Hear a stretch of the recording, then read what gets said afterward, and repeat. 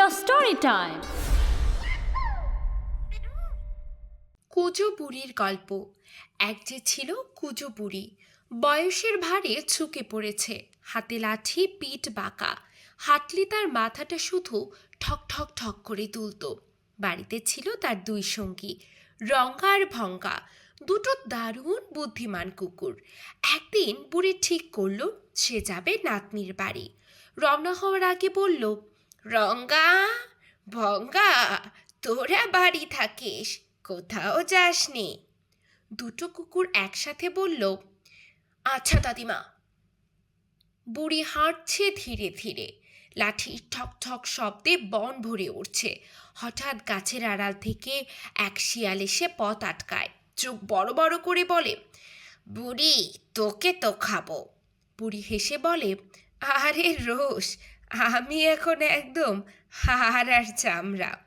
নাতিনির বাড়ি থেকে মোটা হয়ে ফিরি, তারপরে খাস। শিয়াল একটু ভেবে বলে, আচ্ছা, তবে মোটা হয়ে আয়। বুড়ি আবার হাঁটে, ঠক ঠক ঠক। এবার সামনে হাজির হয় এক বাঘ, গর্জে ওঠে, বুড়ি, আজ তোকে খাবো। বুড়ি আগের মতোই শান্ত, আচ্ছা, আগে নাতনির বাড়ি থেকে মোটা হয়ে আসি, এখন খেলে শুধু হাড় পাবে। বাঘও বোকা নয়, কিন্তু একটু লোভী, তাই বলে, তবে মোটা হয়ে আয়। বুড়ি এগোয় আরো কিছুটা, আর এবার সামনে আসে এক ভাল্লুক, সেও একই কথা, বুড়ি, তোকে খাবো। বুড়ি হেসে উত্তর দেয়, রোস, আগে মোটা হয়ে আসি। ভাল্লুকও রাজি। শেষমেশ বুড়ি পৌঁছে যায় নাতনির বাড়ি। নাতনি দই, ক্ষীর, পিঠে এনে খাওয়াতে থাকে। বুড়ি খেতে খেতে এমন মোটা হয়ে যায় যে আর হাঁটতেই পারে না। তখন সে চিন্তায় পড়ে, ওরে বাপ, এখন কেমন করে ফিরবো? বাঘ, ভাল্লুক, শিয়াল তো রাস্তায় মুখিয়ে আছে।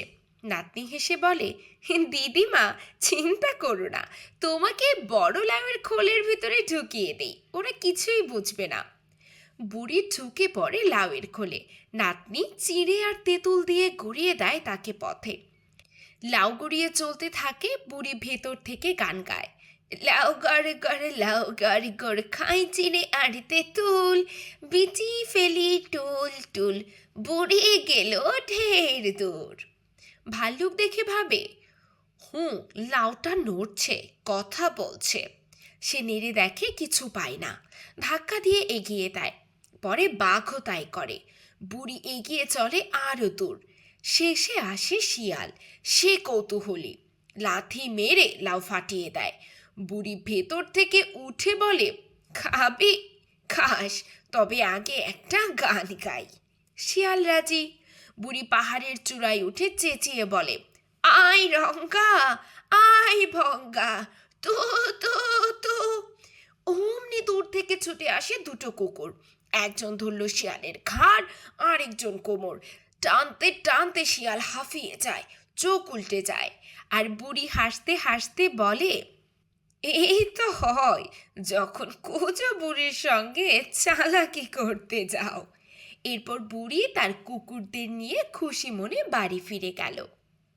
আরও মজার মজার গল্প পেতে কিডো স্টোরি টাইম চ্যানেলটি এখনই সাবস্ক্রাইব করো।